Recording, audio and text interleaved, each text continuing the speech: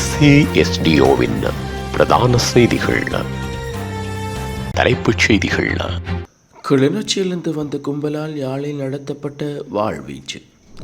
பேருவளையில் cricket போட்டியில் ஏற்பட்ட பெரும் சோகம். போதைப்பொருள் கும்பல் திரைப்பட பாணியில் காவல்துறை அதிரடி. தடையால் தவிக்கும் காசா நோயாளர்கள். தொடர்பன விரிவான செய்திகள். யாழ்ப்பாணம் நாவாந்துறை பகுதியில் அமைந்துள்ள இராணுவ முகாமுக்கு மிக அருகில் உள்ள வீடொன்றுக்குள் புகுந்து வன்முறை கும்பல் ஒன்று நடத்திய வாழ்வெட்டு தாக்குதலில் ஒரே குடும்பத்தைச் சேர்ந்த மூவர் படுகாயமடைந்துள்ளார்கள். இந்த அதிர்ச்சியூட்டும் சம்பவம் நேற்று அதிகாலை இடம்பெற்றுள்ளது. இந்த தாக்குதலில் படுகாயமடைந்த மூவரும் உடனடியாக மீட்கப்பட்டு யாழ்ப்பாணம் போதனா வைத்தியசாலையில் அனுமதிக்கப்பட்டு தீவிர சிகிச்சை பிரிவில் அனுமதிக்கப்பட்டுள்ளார்கள். போலீசாரின் ஆரம்பகட்ட விசாரணையின்படி தெரிய வருவதாவது, நாவாந்துறை பகுதியில் உள்ள இராணுவ முகாமுக்கு அருகில் வசிக்கும் குடும்பத்தினருக்கும் கிளிநொச்சி நாச்சிக்குடா பகுதியைச் சேர்ந்த சிலருக்கும் இடையில் நீண்ட காலமாக தனிப்பட்ட தகராறு நிலவி வந்துள்ளது. இந்த பகைமையின் காரணமாக நேற்று அதிகாலை கிளிநொச்சியிலிருந்து வட்டாரகர வாகனம் ஒன்றில் ஆயுதங்களுடன் வந்த நாச்சிக்குடா பகுதியைச் சேர்ந்த வன்முறை கும்பலே நாவாந்துறையில் உள்ள அந்த வீட்டுக்குள் அதிரடியாக புகுந்து இந்த வாழ்வெட்டு தாக்குதலை மேற்கொண்டுள்ளது. தாக்குதலை நடத்திய பின்னர் அந்த கும்பல் வந்த வாகனத்திலேயே தப்பிச் சென்றுள்ளது. இந்த சம்பவத்தை தொடர்ந்து தலைமறைவாகியுள்ள நாச்சிக்குடா கும்பலை சேர்ந்த சந்தேக நபர்களை கைது செய்வதற்கான விசேட நடவடிக்கைகளை யாழ்ப்பாண போலீசார் முடக்கிவிட்டதுடன் மேலதிக விசாரணைகளையும் முன்னெடுத்து வருகின்றனர். பேருவளை பகுதியில் உள்ள பாடசாலை ஒன்றில் பழைய மாணவர் சங்கத்தினால் நேற்று ஏற்பாடு செய்யப்பட்டிருந்த கிரிக்கெட் போட்டி தொடரின் போது துடுப்படுத்த ஆடிக்கொண்டிருந்த 46 வயதுடைய நபர் ஒருவர் திடீரென மைதானத்திலேயே சுருண்டு விழுந்து உயிரிழந்த சோக சம்பவம் இடம்பெற்றுள்ளது.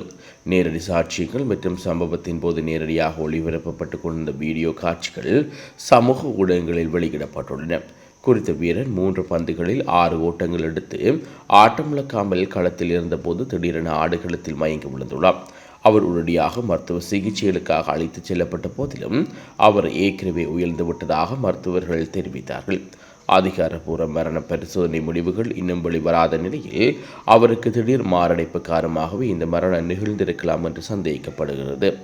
இந்த எதிர்பாராத சம்பவத்தினால் அதிர்ச்சியடைந்த வீரர்கள், போட்டி அமைப்பாளர்கள் மற்றும் பார்வையாளர்கள் சோகத்தில் ஆழ்ந்துள்ளார்கள். இந்த துயர நிகழ்வை தொடர்ந்து தொடரில் எஞ்சிய போட்டிகள் அனைத்தும் அமைப்பாளர்களால் உடனடியாக ரத்து செய்யப்பட்டமை குறிப்பிடத்தக்கது. அம்பாறை மாவட்டத்தில் கார் ஒன்றில் போதைப் பொருட்களை கடத்திச் சென்ற 3 பேரை துரைத்துச் சென்று கைது செய்த சம்பவம் ஒன்று பதிவாகியுள்ளது. சாய்ந்தமது காவல் நிலையத்தின் பிரதான வீதியில் உள்ள எரிபொருள் நிரப்பு நிலையத்துக்கு முன்பாக இச்சம்பவம் நேற்று இடம்பெற்றுள்ளது. மேலும் இது குறித்து தெரிய வருகையில் அம்பாறை மாவட்ட குற்றப்புலனாய்வு பிரிவு காவல்துறை பரிசோதனைக்கு கிடைக்கப்பட்ட ரகசிய தகவலுக்கு அமைய அதிகாலை 3 மணியளவில் கல்முனை தலைமையக காவல் நிலையத்துக்குட்பட்ட புறநகர் பகுதியில் உள்ள வீடு ஒன்றில் தேடுதல் நடவடிக்கை மேற்கொள்ளப்பட்டதற்காக சென்றிருந்தார்கள். இதன்போது குறித்த வீட்டின் அருகிலிருந்து கார் ஒன்றில் இருந்து 20 தப்பிச் சென்ற நிலையில் அவர்களை அம்பாறை மாவட்ட குற்றப்புலனாய்வு பிரிவு காவல்துறையை துரைத்துச் சென்றுள்ளார்கள். இவ்வாறு துரைத்துச் சென்ற போது மற்றொரு சந்தேக நபர் மோட்டார் சைக்கிள் ஒன்றின் உதவியுடன் தப்பிச் சென்றவர்களுக்கு வழிகாட்டுவதற்கான ஒத்துழைப்பினையும் வழங்கியுள்ளார்.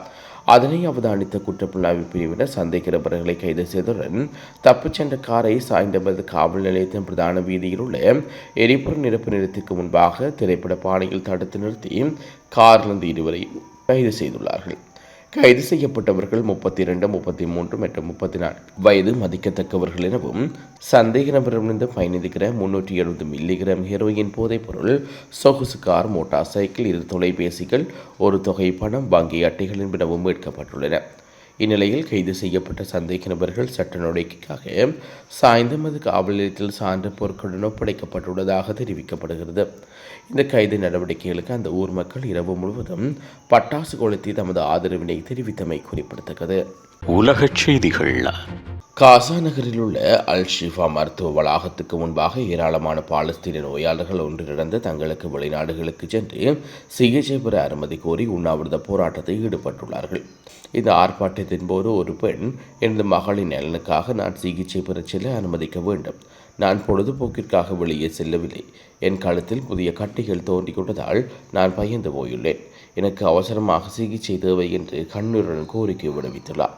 மற்றொரு பெண்ணோ, நாங்கள் பாலஸ்தீனர்கள் என்ற ஒரே காரணத்திற்காகவே புற்றுநோயால் இறந்து கொண்டிருக்கிறோம். இதில் எங்கள் தவறு என்ன என்று ஆவேசமாக கேள்வி எழுப்பியுள்ளார். கடந்த அக்டோபர் 2025 காசாவில் தற்காலிகமாக ஏற்படுத்தப்பட்ட போர் நிறுத்தத்தை தொடர்ந்து சில எல்லை கடப்புகள் சுருக்கமாக திறக்கப்பட்டுள்ளன.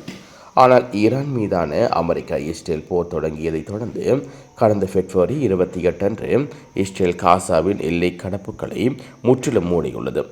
எல்லை திறக்கப்பட்ட மிக குறுகிய காலத்தில் ஒரு சில நோயாளர்கள் மட்டுமே வெளிநாடுகளுக்கு செல்ல முடிந்த நிலையில் தற்போது ஆயிரக்கணக்கான நோயாளர்கள் சிகிச்சைகளுக்காக காத்திருப்பு பட்டியலில் தவித்து வருகின்றார்கள்.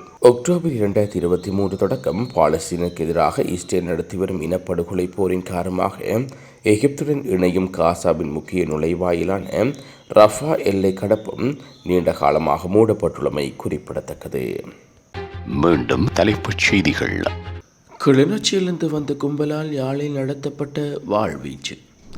பேருவளையில் கிரிக்கெட் போட்டியில் ஏற்பட்ட பெரும் சோகம். போதைப்பொருள் கும்பல் திரைப்பட பாணியில் காவல்துறை அதிரடி. தடையால் தவிக்கும் காசா நோயாளர்கள்.